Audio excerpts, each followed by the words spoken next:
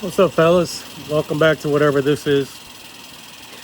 Yeah, excuse me. I got the sprinklers going and the wind's blowing a spray right back in my face. So anyway, today I'm gonna talk about those things. Those are subframe connectors. I needed a pair for the 93 LX, and I wanted to get another pair, a newer pair for Brandon's car, his 88 GT. So I was looking on LMR, and they carried SVE and Maximum Motorsports, and also Team Z sells some now too. So the SVE and the Maximum Motorsports looked alike in the pictures. So I called LMR and asked them, because there's $100 difference between the two. It's like, well, so what makes it $100 more? And I'm always lean toward buying Maximum Motorsports stuff because I've always had good luck with whatever they make. It's usually made pretty rugged. So the guy at LMR says, well, there's really not much difference. They're basically the same. So I thought, all right, well, I thought nothing else, I'll get a pair of them and then get some original Maximum Motorsports ones for Brandon and kind of compare them. So like, you know, the 93 LX is in the garage. I've got it up on the blocks.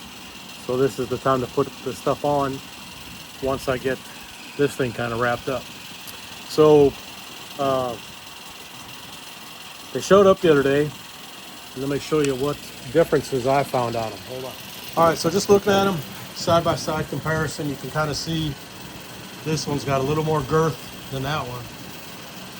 And I think this is 2 inch across and this is like 1 3/4.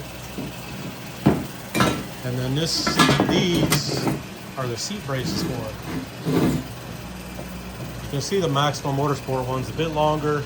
It's got the caps on the end, and it's just a little more robust than the other one. And on this, also, the SVE ones were 9.2 pounds, and these were 12.4. And on these, which I presume are the same kind of metal as these were 0.75 wall thickness, and these were 0.104. I wasn't going to drill a hole in here or anything to find out what the wall thickness is on these, but just kind of assuming it's going to be that much sturdier. So anyway, that's the difference. It's pretty noticeable. I've got these on the Trooper car and on the red car. I never did put any on that one, which, staying with the 302, I don't think it's going to be a big issue. I'm not going to run it at the track that often, but I would like to eventually put something on it. So that's about it. Like I said, I got this in the back here finally, and putting it back together. Just about to put the last piece of the headliner trim in, and working on a few other things to get it wrapped up. Get it out on the road. Took it around the block a few times. Had a busted wire down by the processor, so I got that tightened up and it runs a lot better. But I'll have more on this by the end of the week, I think. Alrighty, appreciate y'all. Later on. Yeah, I forgot to bring it up, but the subframe connector weight is per side. So the Maximum Motorsports are 3 pounds difference heavier than the SVE one, so you'd be gaining 6 pounds when you put them on over the SVE, but all the weight's going to be on the bottom, so it's not going to adversely affect handling. You know, 6 pounds isn't a huge difference in the whole scheme of things. Granted, when you're trying to get a lot of weight out of the car, that 6 pounds can make a difference. So small difference, but when you're trying to be weight conscious on it, that, you know, every little bit helps. Also, I was talking with Eric one day, and I mentioned going to Powerhouse Dragway, which is over north of Panama City. I think they call it Emerald Coast Motorsports Complex or something like that. And then there's another one up by Dothan, and they call that one Cottonwood. So for me, like Atmore, Cottonwood, or North Florida, they're all like within 2 hours of me. So it doesn't matter where I go. Granted, when Atmore opens back up, which it's supposed to, if you believe the rumors on the interwebs, so it does make a difference where I go. The mileage is all going to be about the same. The only difference is most of the guys are going to go to Atmore. And so I asked Eric about going the end of July, thinking I would have this ready by then to go over there because I knew he wouldn't mind traveling and to try it out. So, well, he was telling Brian about it, and they got to looking at the website, and they found out that there was a testing tune going on. I think it was Friday before last. So they decided to pack up and go over there. And said it was a long haul, but Eric really likes the place. He thought it was really cool. And it turns out that a guy that's got a web page or a YouTube channel, Brew2L, spelled brew like beer.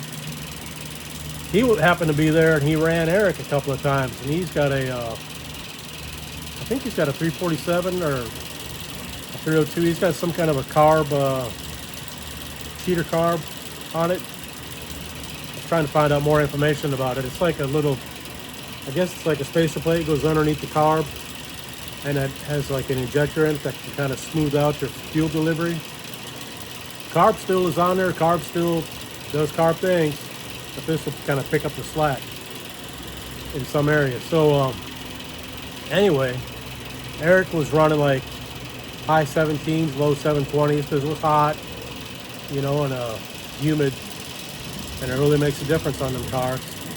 So then the guy made a video about, you know, their night going to the track, and he had a couple of videos of Eric going up there, and Eric wore him out both 2 times they raced, and the next day, that brutal guy, like, he's got something going on with that car. He's thinking he had nitrous or a 347 or something like that. And then so I posted on the comments that Eric was a buddy of mine. That's no kidding, 306, you know, a low compression 306, just a cheap rebuild.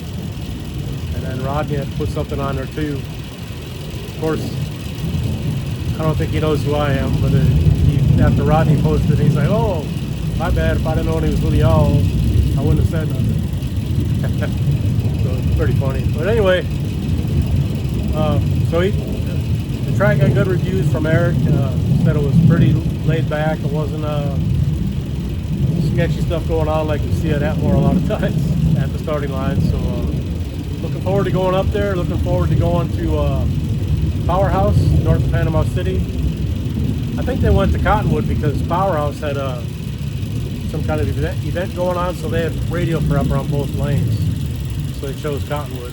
But he said he liked it. He's out in the woods, but he said it's a pretty decent track. So he didn't take any video. You'll be able to check it out on the Brutal channel.